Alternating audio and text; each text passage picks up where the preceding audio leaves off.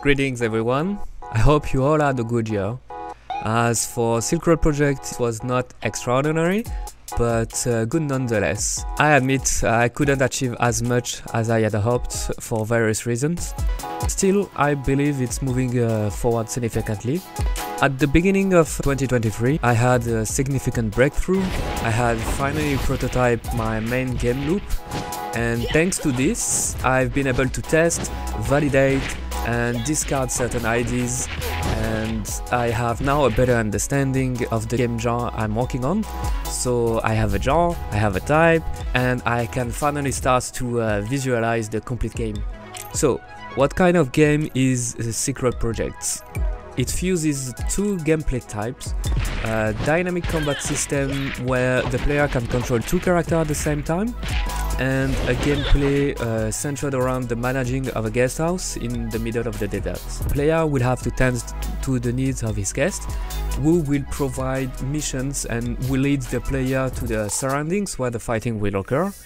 This duality in the gameplay is the core idea of the game.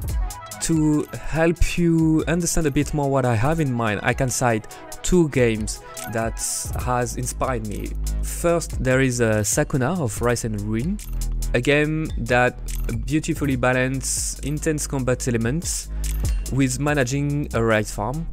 It proposes dynamic battles in surrounding environments and then lets the player relax and tend to his rice farm.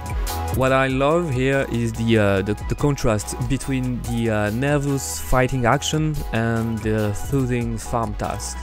And then there is Dev the Diver, where you play as a diver during the daytime and a restaurant manager during the nighttime.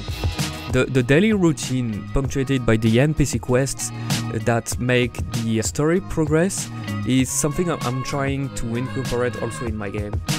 But okay, until now I was rushing the development to quickly implement and test game ideas, but now that I have the gameplay loop mostly defined, it was time to shift to a more structured and solid productions. The objective now is to create a flexible and robust systems with the long term in mind. In order to achieve this, I had to delve into the realms of advanced programming languages. Specifically, I had to improve on C++, which offer advanced features that would be essential for making polished games. This dive into C++ took a few months, and for a while the productivity was kinda low until I get a little bit more used to it. But it helped me to improve critical elements in my game, such as the camera management, the handling of the combat dynamics also. Now a significant part of the development is still done in blueprints, but C++ has been instrumental for dealing with critical game functions. Moreover, it had to be done sooner or later anyway. While blueprints are fantastic and quick, C++ outperformed them in optimization and performance. Essentially, learning C++ was an investment towards the future of my game development journey. With the addition of C++ in my tool backpack, I've been able to integrate advanced functionalities like the gameplay ability system, which is a robust subsystem that provides a rich list of tools to make complex combat systems based on abilities and effects. Another plugins I've come to appreciate this year is Logic Driver Pro. Its strength lies in creating systems with branching. This comes in handy for games mechanics like a combo system, dialogue or quests. I fortunately had this software in my library from a free monthly offer from a long time ago. To be honest, I wouldn't even consider to buy it at full price originally, but seeing its potential, I now think it's worth the tag. It's a nice feeling when you realize you had gold in your library. And the last system that took me a lot of time this year was the camera. I've dedicated a considerable amount of time to revamp the system, improving its feeling. The initial implementation was okay, but I was still not completely satisfied with it. And since I was already meddling with C++, I refactored it to improve the performance. I confess it was more challenging than I first anticipated. I explored multiple ways and each came with its challenges. For instance, despite having an automatic adjusting camera, I still want the player to have control whenever he wants. So striking a balance between automatic camera management and manual player control was tougher than I thought. Good performance was also another aspect. Initial approaches weren't optimal, leading to unnecessary calculations. It took me several attempts to find a decent method. There is still room for improvements on certain aspects, but I'm making progress. Another project this year was to tackle the character procedural creation for the NPCs. My goal is to generate a large variety of guests that will visit the guest house.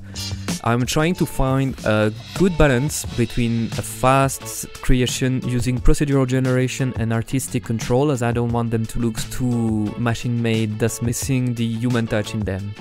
It took me a little bit of exploring and brainstorming on how best to approach this, but for now I'm focused mainly on the facial aspect of the character, and I believe I'm on the right track to obtain a good balance. The challenge was to build a system for cel shading style with a different constraint than the usual lifelike human face generator. I'm looking for dramatic variations. Eyes can be massive or the size of a peanut. Nose can be almost as big as a face or just inexistent. Working with 3D and trying to simulate 2D can be challenging, but I believe I found compelling methods to handle this, especially concerning the vertex normals. I won't go into details as it's quite technical, but I am considering creating a tutorial about it. However, time is a constraint, and between my full-time job and the SILKROAD game development and the creation of videos, I don't have a lot of spare time to do that. So I won't make any promises here. Okay, but why I said that this year wasn't productive as I would hope despite everything I described so far? Well, that's because of a gamble I took and failed. During this summer, Epic Games made an announcement that caught my attention.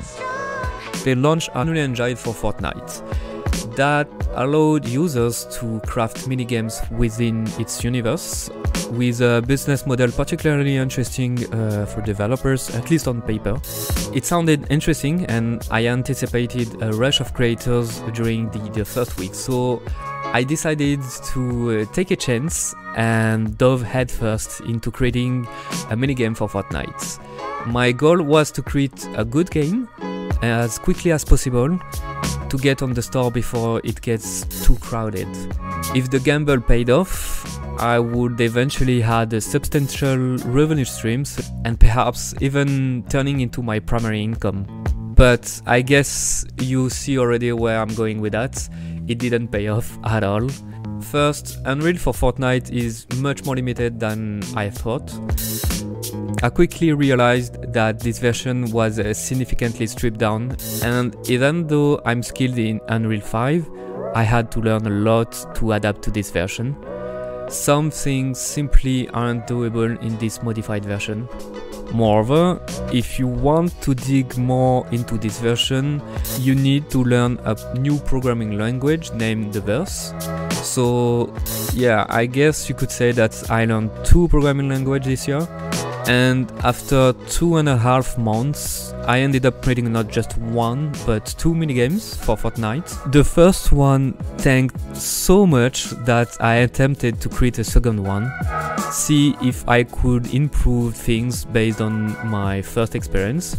Spoiler alert, the second attempt failed as bad as the first one.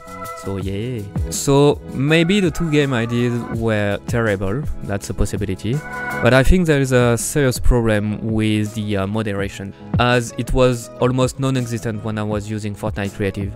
Most of what you could find in store were low quality, quick cash grab games and multiple clones.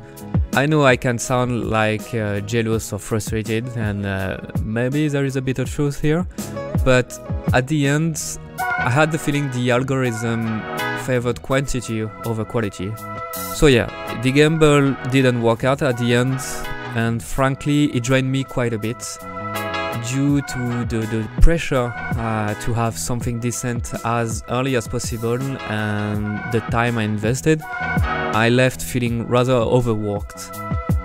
So this experience partly explained the recent decrease in follow-up this year. That's one reason why I've been less consistent with monthly recap. Another reason was because this year was mostly about boring refactoring or coding, which is not really exciting to show, to be honest. And there is a third final reason, but I'll let you guess what it was. But things are getting better now. Most of the required tedious jobs have been done, and I'm even getting more and more moments of enjoyment playing my own game, which is really good, meaning I must be doing some good things. So what's in store for 2024? Now I have a robust and easily extendable combat system. Idealistically, I will finally start working on the environment. It's a high time we say goodbye to repetitive grey block and textureless floors. Let's replace them with beautiful environments and eye-catching assets. And since I'm in a good mood and feel overconfident, I will even share my objective, my real objective of ending this year with a demo of the combat system. I make no promises here, obviously, but it would be fantastic if I could wrap up 2024 with a demo in hand, right?